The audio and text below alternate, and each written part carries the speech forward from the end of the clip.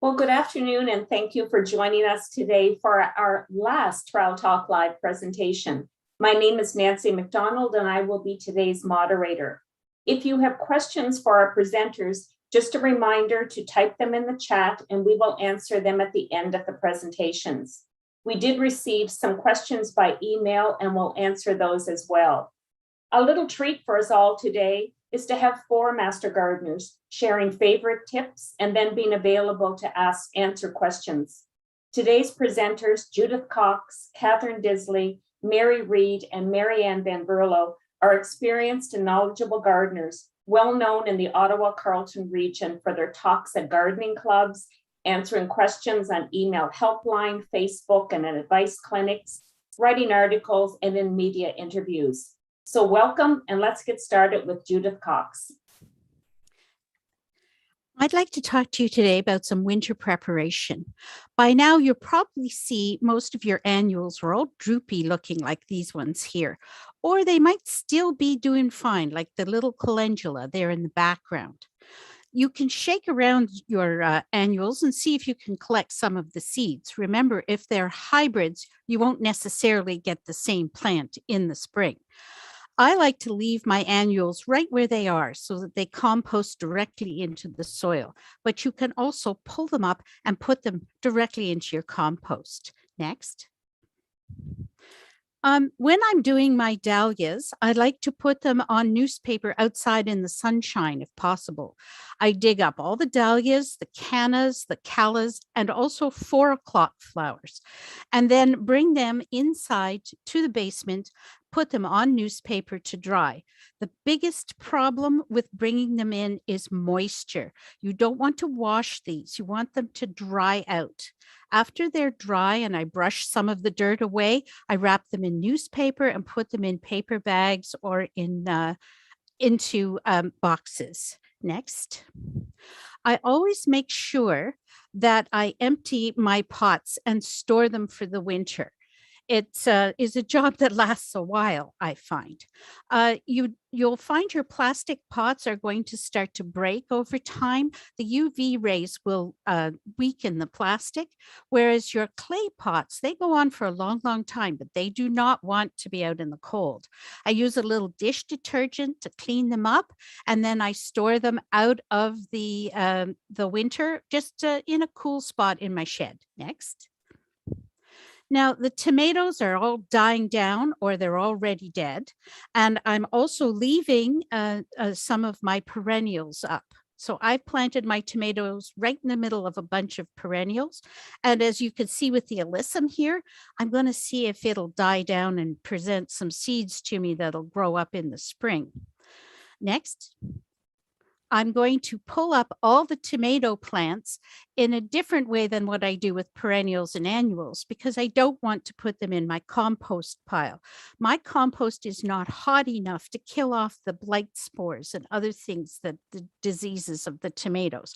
So I'll put my tomato plants directly into black plastic to bake in the sun or into the green bin. I will be picking all the tomatoes. The good ones are going to go into a final sauce, and the ones next that are not so good go through these little composters here. They get my kitchen waste all winter and summer long. Next. The peonies, next. The peonies that I've been growing, I've cut them down because they tend to get little bits of mildew and mold on them, and I don't want that overwintering. Usually I leave up all of my perennials so that there's shelter and food for the overwintering insects and for the birds as well. Next. I always make sure to take special care with my roses. If any of the canes look like they might get snow load over the winter, I will cut them. Otherwise, I do not prune my roses in the fall. Next, I'm very careful to wrap them in bird netting because the bird netting will hold on to the snow. The snow is stuck on there for the winter time. So in that dangerous part for perennials and roses of January freeze and thaw, the snow forms a beautiful blanket to keep them toasty warm. Next. the asters and sedum and other perennial plants in my garden stay up. As you can see, there's lots of food there for insects and birds. Next. And not only do I keep the asters and sedum, I also have things like goldenrod, sometimes thought of as a weed, but in the fall they're covered in pollinators, and in the winter those are wonderful seeds. Next. The last thing I like to do is to have water in my garden for the birds over the winter. It's nice and warm for them. And I also pick up a little container of icicle pansies to give some joy. Thank you very much.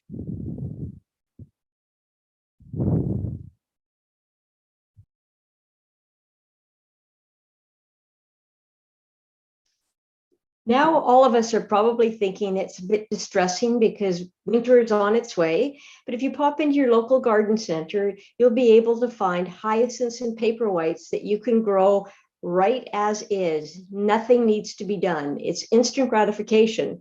But all of us like projects over the winter. So it's time that you can take on this project by yourself and do your own preparation and forcing. Next, please. So when you go to the garden centers, you're going to pick out bulbs for forcing, just as you would pick out bulbs for your garden. They need to be firm, large, and without any diseases. The way you check that out is you can actually pick up the bulbs just like you would any other thing that you're going to sample and feel it. If it's squishy, you do not want it. If there are any little pocks with any form of discoloration, that's usually the start of a disease. You will not want that either. So pick out what you want. It's always great on the bulb department that you're going to be forcing is pick out ones that bloom as early as possible if you were to plant them in your garden. What you're doing is you're mimicking the outside indoors. That's what forcing is all about. Next, please. So what you're going to look at is setting them up to grow as you would outside, but this in the short term is going to be inside. So if where you are going to force them or preserve them to mimic the winter temperatures is inside, you're better off picking a light soil that has a minimum of bugs. So in other words, a container mix or a potting soil would work quite well. If your cold spot is going to be outside, which could be a window well or perhaps something, a little shelter you might have, then it's okay to use garden soil. Now, this is the only time in life that you're allowed to overplant. Just pack those bulbs in as fast and as furious as you can, leaving as little space as possible, with the exception of an inch at the top of your pots, so that you can actually water them before you put them to sleep. Next, please.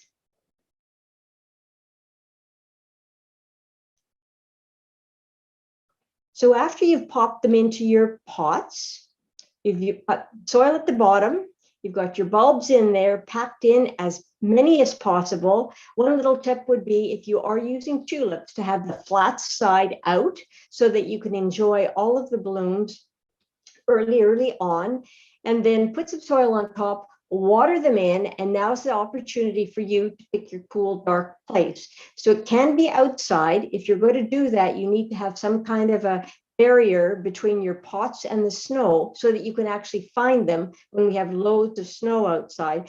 But you too can use your fridge.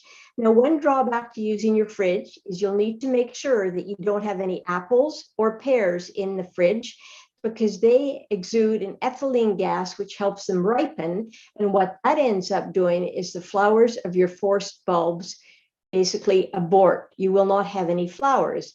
So if you don't want to use your fridge, then there's always the beer fridge, because hopefully your apples and your pears are in your regular fridge.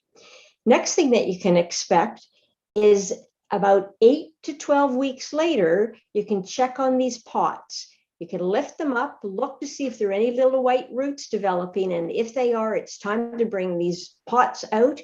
And you too can enjoy an early spring in your home, just like these bulbs and those that you'll see before we move on to our next presentation.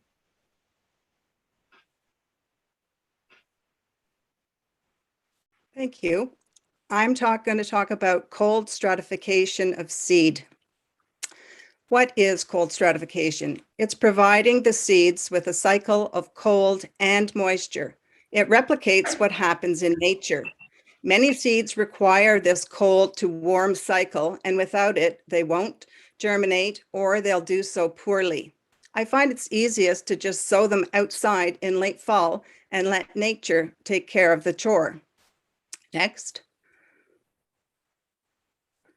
So some of the perennials that are native perennials need this cold stratification, as well as perennials that come from cold climates. So there's the different lobelias, thalictrum, aquilegia that I've had good success with cold stratification. Next, and the procedure is going to be that you collect your seeds. And I'm showing it on this Peony. So you allow the seeds to fully develop on the plant.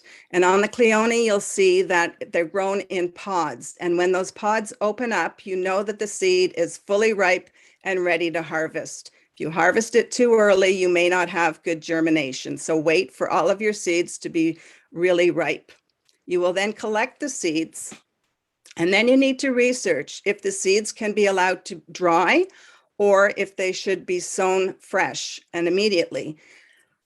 Once you have determined if they can be sowed, you go ahead and sow them on weed-free soil.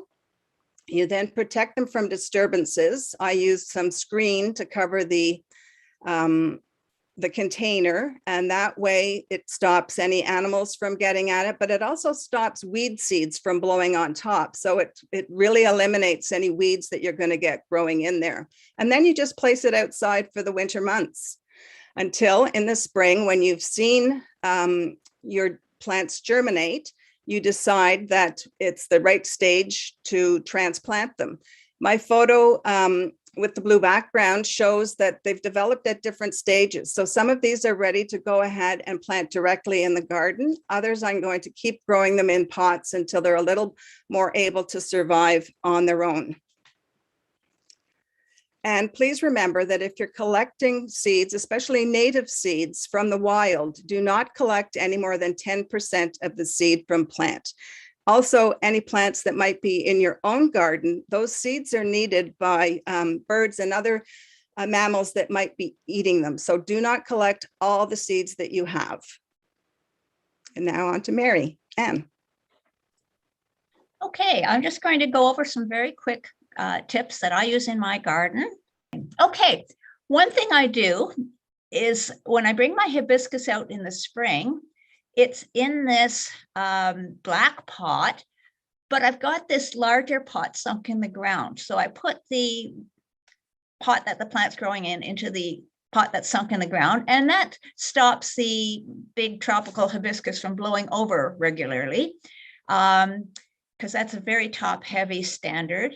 And it actually helps conserve moisture because the sun's not beating down on this black nursery pot. And it also looks a bit better. I use the same pot and pot method for these Jack in the Pulpit that are borderline hardy here.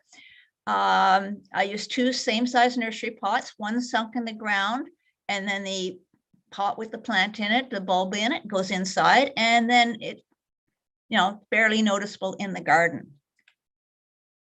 Now, usually I fill those holes in the fall with some mulch, but because I take the pots inside and put them in my cold storage. But this year I had some seeds that I wanted to give cold stratification to. So I actually used the same size nursery pot, put my seeds in. And because there was oak acorns in one of these pots, I knew I needed to protect them from squirrels. So just using the mesh baskets, the ones with the fine mesh, of course, are better. To cover these pots in the ground now and keep the squirrels out of them. Of course, the stones are there to weigh it down. If you're transplanting peonies, we all know how picky they can be about being moved. So a good way to indicate the soil depth is to just use a Sharpie or a magic marker and indicate the soil line, and do it in a few spots so that when you've got the plant dug out, you know what level you want to replant them at. Protection for a plant against ravaging rodents. This is a little cyclamen that I mail ordered. It arrived in September. It was in full leaf and flower when I received it. And this is a corm, a small bulb that squirrels particularly love, and it's not an inexpensive one, so you do need to protect it. Because it was in full leaf and flower, I could not put the permanent protection on right away, so I just use a temporary protection for now.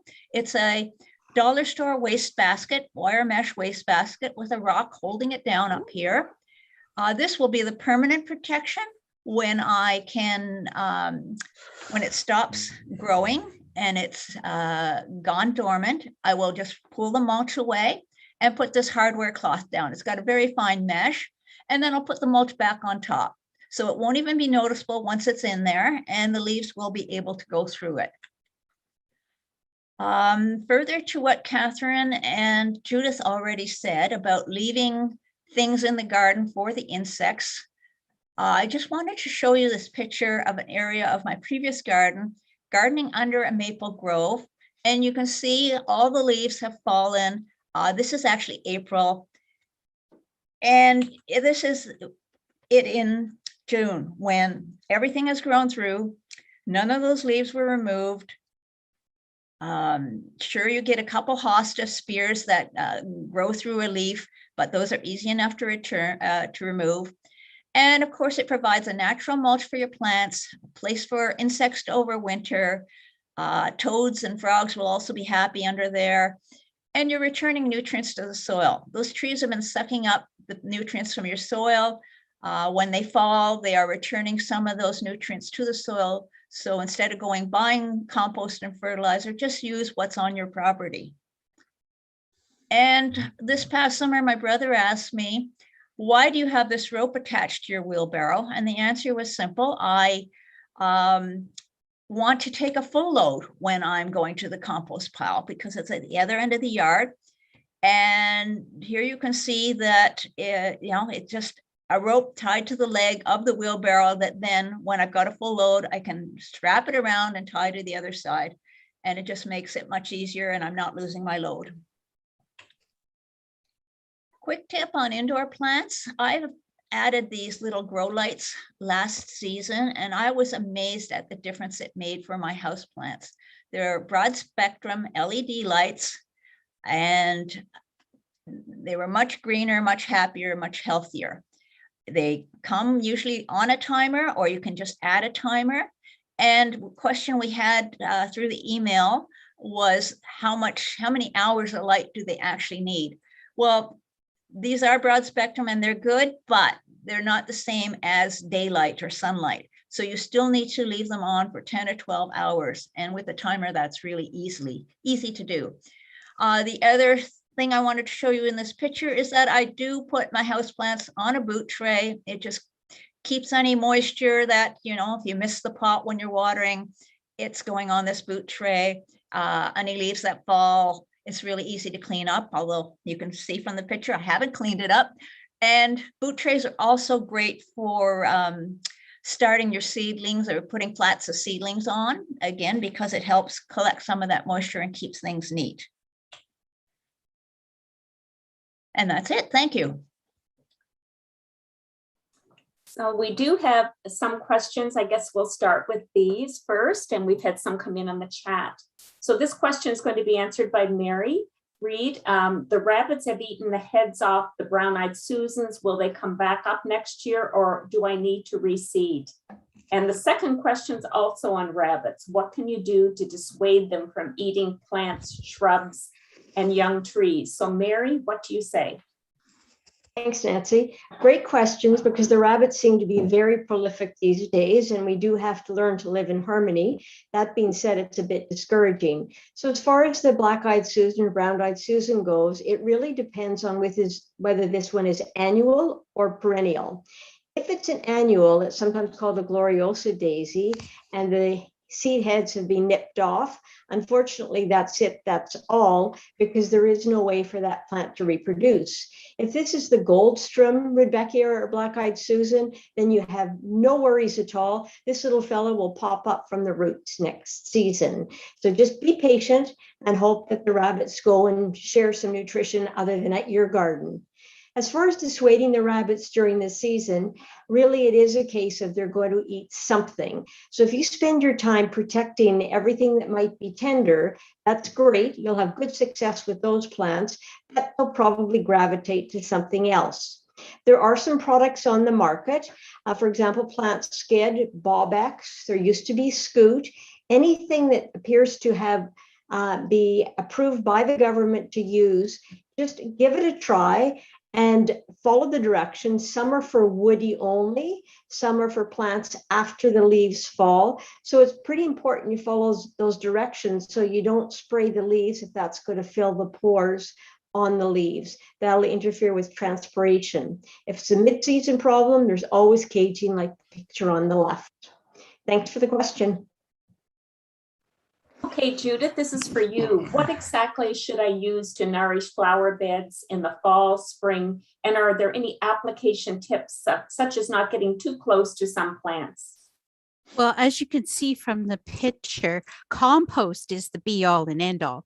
In the springtime, I don't like to use compost that is not quite all composted. So I'll sift it through and make sure it's nice and fine and easy to spread in and around my plants. What I do is when I'm planting in the garden, I dig my hole and I fill the area with the compost and dig it in that way. However, in the fall, I'm not as fussy about it. I like to spread compost, even if it isn't quite all composted down, over and around my perennials. Don't volcano it up. Just put it on top of the soil in around the area of where you're growing. And even if it isn't fully composted, it'll break down over the winter time. The other thing I like to do is I have a lot of maple leaves and they break down very quickly. And I put them in and around my perennials. And they make a lovely mulch and they make a nice fertilizer over the winter time. Overall, that's everything that I use because I like it to be as organic as possible. Thank you. Okay, so Marianne, how can I overwinter plants in my garage? I planted 2 pampas grasses in pots this year, and they're very massive to bring indoors, but I know they're not winter hardy. Okay, on this one, if this was on our email help desk or on the Facebook group, we would probably ask the first question, can you send a picture or are you sure it's pampas grass? Because there are so many lookalikes and pampas grass isn't normally sold in nurseries. I'm showing some of the lookalikes here. The first one, number 1, is the pampas grass, and you can see it's very white and very held, seed heads are held very tall above the foliage. Then we have the Phragmites, which is the very invasive one that we see along the roadways.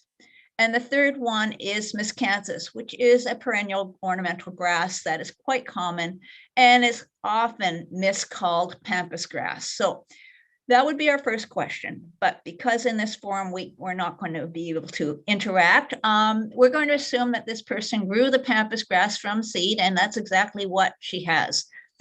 To overwinter it, definitely bring it inside, put it in the garage. If you don't have a cold storage room, garage should be the right temperature for it. If it's insulated, unheated garage, they generally stay around the freezing mark, which should get it through the winter.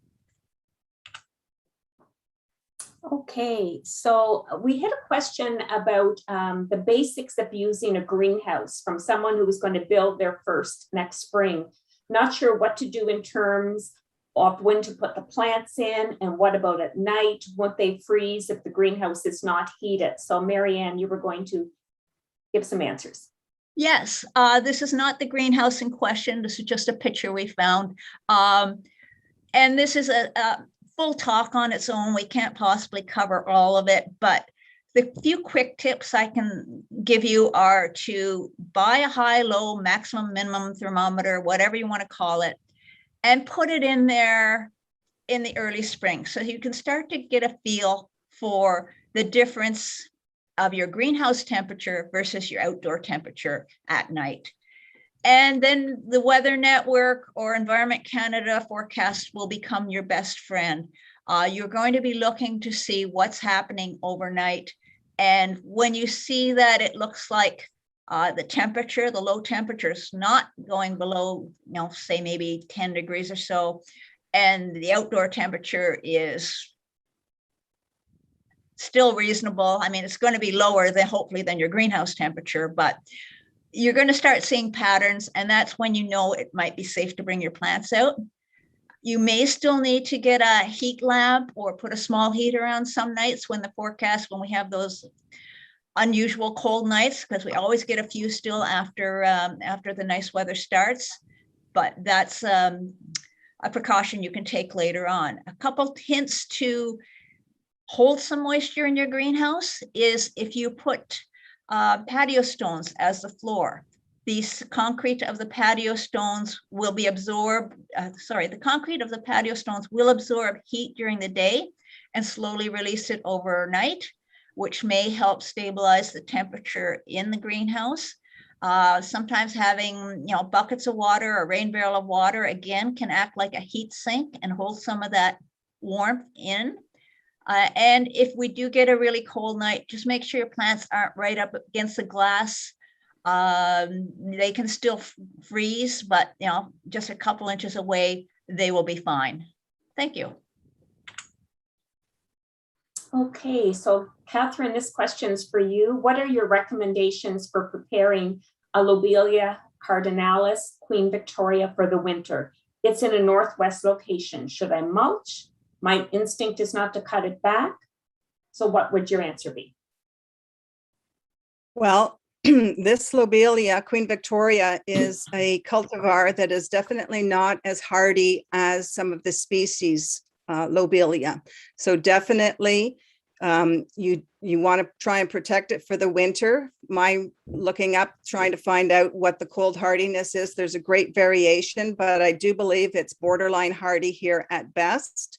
So my recommendation would be do not cut it down, because those stems left tall are going to help attract the snow. Lobelias love moisture. Make sure that the plant is thoroughly wet when we go into the final freeze up. Apply a good layer of mulch on top. Put something on top of the leaves to hold them down, whether it's some cut off branches or whatever. And then once we start getting snow, this looks like it's near a walkway, might not be the right plant, but make sure that you're getting snow on top of your protecting mulch and things like that. And that, if it's going to come through the winter, that will do it. And I wish you luck, and I'd like to know if it does survive for you. Let us know. Looking also, Catherine, for some advice on growing tuberose so they will bloom, and because of the tubers. So what is some advice you might have for someone who has this? Yes, well, I would go ahead and start them in pots early in April or so and try to get a little bit of growth going on to them. Now, the trick for tuberose is that they love heat. They're a tropical plant and they need heat. So do not rush to put them outside. Wait until the temperatures have warmed up significantly. And also your soil temperature is important. Try and put these plants in an area, maybe you have a microclimate that you can put them in where you're getting some heat sink coming back off the house. Anything you can do that's going to try and increase the heat should enable you to hopefully get some nice blooms, because they are spectacular, fragrant blooms. So I wish you luck with that. Okay. So these are some questions from Mary Reed on strawberry plants, protecting them for the winter. So strawberries are hardy for us for the most part, but the first thing you should probably do is check the variety you have, and then check whether the hardiness zone is fine for us. Most of Ottawa is 5A or lower.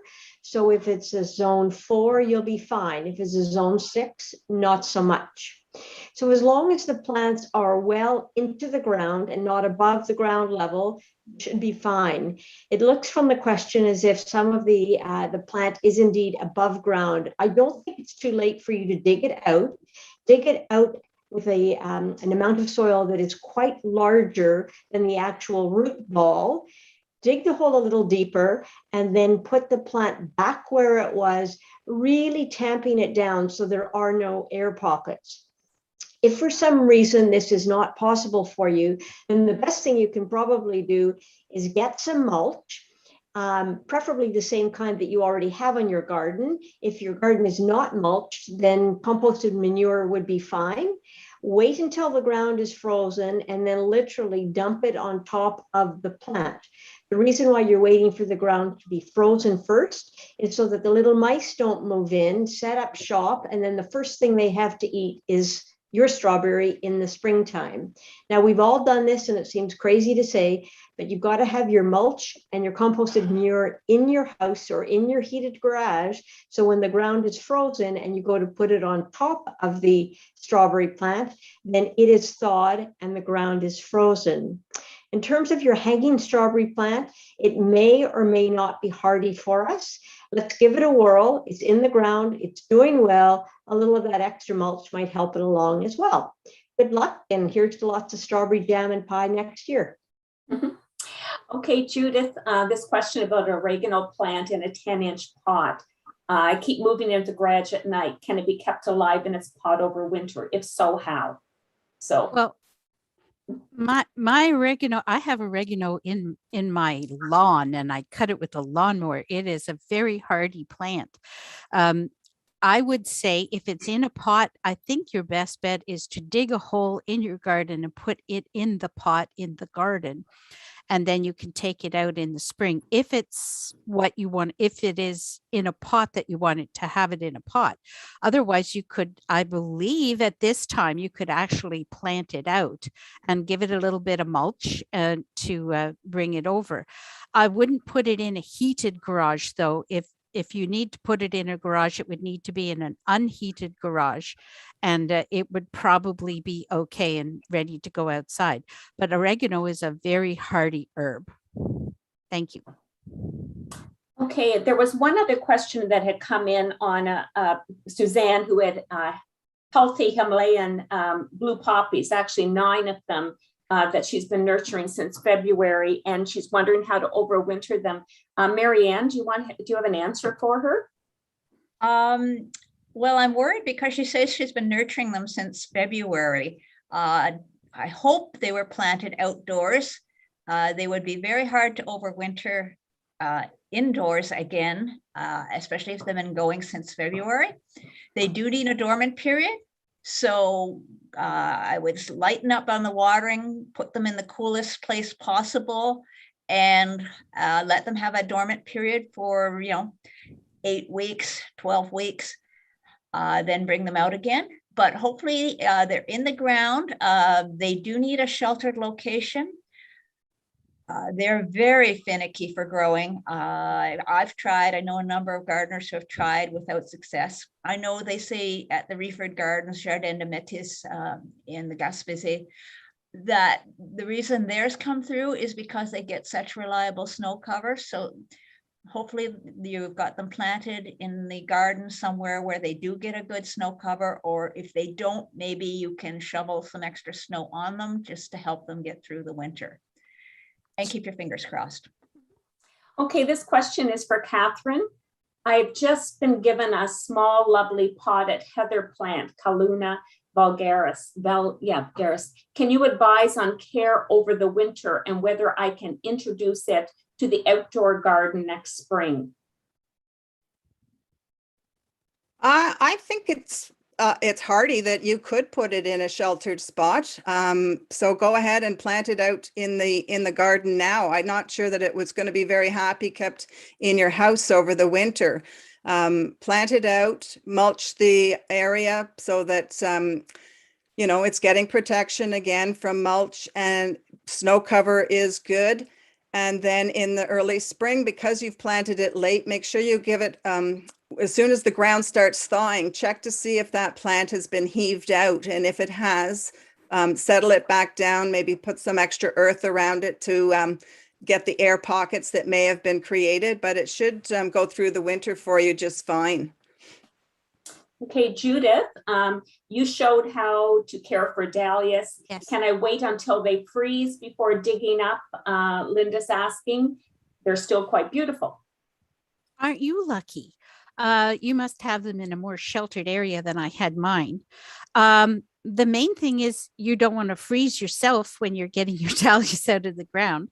I would leave them for now. You want to be able to work the soil in order to get everybody out. So I wouldn't leave them a long, long time, but you could definitely enjoy the blooms for a while longer. Or what you could do is cut the blooms, bring them in as a bouquet, and dig up your dahlias as you wish. Thank you. Okay, this question, I guess, also for you, Judith, because you had talked, no, Marianne, you had talked about the Jack in the Pulpit. So this one's for Yes, you, that's her. Marianne. Yeah, and so Janet is asking, I have been given a Jack in the Pulpit taken from a cottage in a pot. I was going to overwinter them in the pot, protected with other potted natives by oak leaves. Should this be adequate? And this person, Janet, is located in urban Toronto. Okay. I would put it in the ground. I think it's got a better chance of surviving in the ground. Just make sure that you do use some blood meal or put something over them, because the squirrels do like to eat the bulbs on these. The ones I was showing were Asian ones, but definitely our native ones, Erythema canadensis, are very hardy, and oh, I just said that totally wrong. It's Erythema trifolium. But no, they're very hardy and will do fine, but they have a better chance of surviving in the ground, just because then they won't have that freeze-thaw cycle that we often get when things are in pots. Protecting them with some leaves should cut back on that, but the ground would be a much better spot for it if you have a spot, you know, available in your garden for it. We have a few more questions, but one from Karen, first-time dahlia grower, fabulous results, needs help digging them up today. I'm actually going to refer you, Karen, to our YouTube channel, in that we do have a couple of really good YouTube videos there that were done on Trail Talk Live on dahlias, and then on overwintering tender annuals. There's 2 of them. So I think you'll get probably a better answer there, because we're giving you fairly short ones right here. Yeah. And Dawn is asking, Marianne, where did you get the grow lights? Oh, that was just on Amazon. They have a wide selection. This one is a clamp-on one, so it clamps onto my shelf. They have ones with on pedestals that you can put over taller plants. So huge selection. Okay, Mary, what can you do about a lilac with mildew? Lilacs are really prone to mildew, and it's usually driven by the conditions. Usually, if we have high humidity, there's a lot of mildew on lilacs. If there is lots of growth at the bottom and not a lot of air circulation, heavy rains at night cause the mildew as well. The short story is this is not going to kill your lilac. It's just a little unattractive. So if there's anything that you can do to increase or improve the air circulation, perhaps by moving some plants away from your lilac or thinning it out, the problem should be reduced. It's absolutely not necessary to spray it with anything.